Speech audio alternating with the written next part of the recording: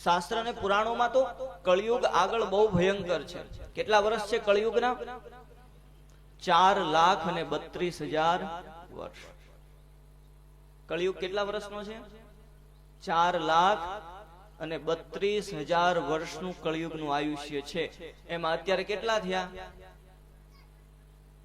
હજુ તો કળિયુગ ઘોડિયામાં છે 5,500 વર્ષ અંદાજિત આંકડો છે. એટલે હજુ ઘોડિયામાં છે તોય કેવા તોફાન કરે છે.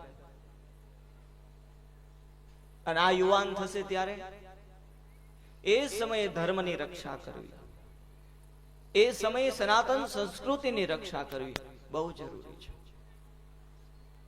ભગવાનનું નામ આ કળિયુગની અંદર જીવાત્માના અનંત જન્મના પાપને બાળીને ભસ્મ કરશે, અંતકરણને શુદ્ધ કરશે, અને પછી સંતના મુખમાંથી નીકળેલો શબ્દ એ હૃદયની અંદર સદૈવ સ્થાપિત થશે.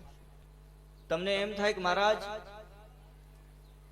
અમે 50-50, 60-60, 70-70 વર્ષથી માળા ફેરવી છે, માળા ઘહી નાખી, પણ સપને ભગવાન દેખાણા થાય ને ક્યારેક એવો પ્રશ્ન.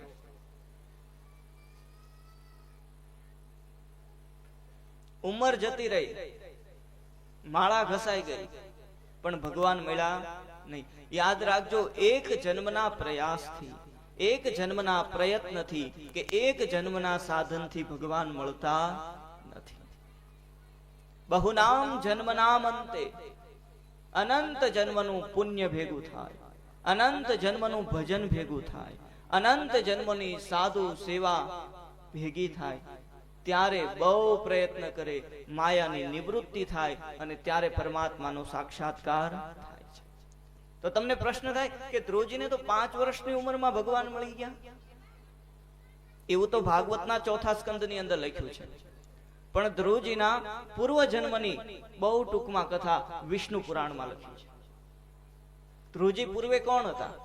આ જન્મે ધ્રુવજી એક ક્ષત્રિયનું બાળક થયા. કોને ત્યાં જન્મ મળ્યો? ક્ષત્રિયમાં.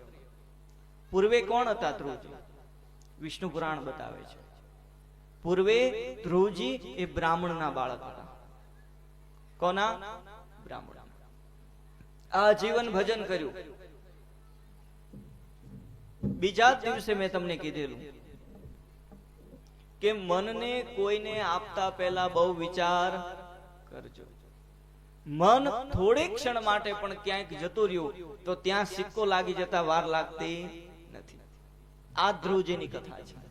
મેં કીધું ને કે આ જન્મે જે મળ્યા છે નથી ગમતા, એ એમના મળ્યા આપણે માંગેલા છે. તો મહારાજ વનની અંદર ધ્રુવજી બહુ તપ કરતા, બ્રાહ્મણનું સંતાન હતું, ભગવાનનું ભજન કરે, અને એટલું ભજન વધ્યું, એટલું ભજન ધ્રુવજીને વધ્યું કે ધ્રુવજી અને ભગવાન એ બેની વચ્ચે 6 મહિનાનું જ અંતર હતું. કેટલા મહિનાનું? એટલું સાધન કર્યું, એટલું ભજન કર્યું કે 6 મહિનાની અંદર ધ્રુવજીને ભગવાનના દર્શન થઈ જાય. પણ યાદ રાખજો, મહાપુરુષો કહે છે કે ભગવદ પ્રાપ્તિના છેલ્લા ક્ષણ સુધી માયા બહુ પ્રબળ છે. છેલ્લી ક્ષણેથી પાડી દે. અને એટલા માટે આ મનને સદૈવની માટે કોઈ સંત મહાપુરુષના ચરણમાં શરણાગત બનાવીને રાખવાનું છે.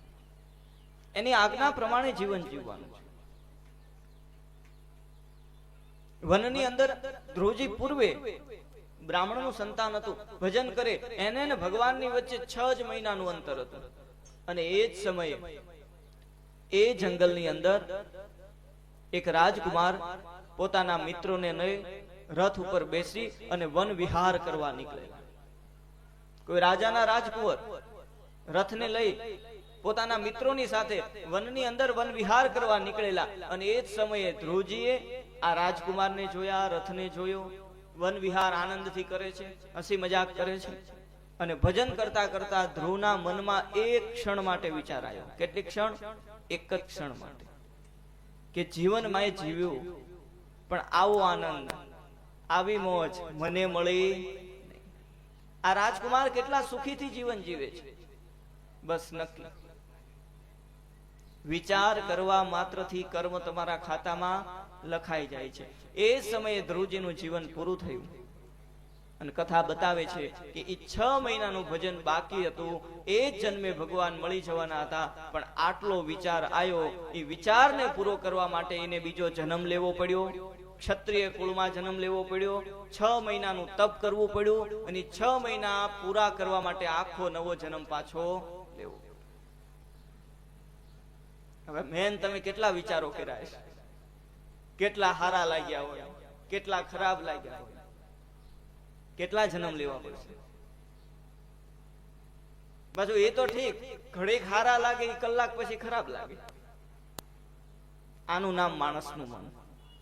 એટલે કીધું મનનો ભરોસો કરવો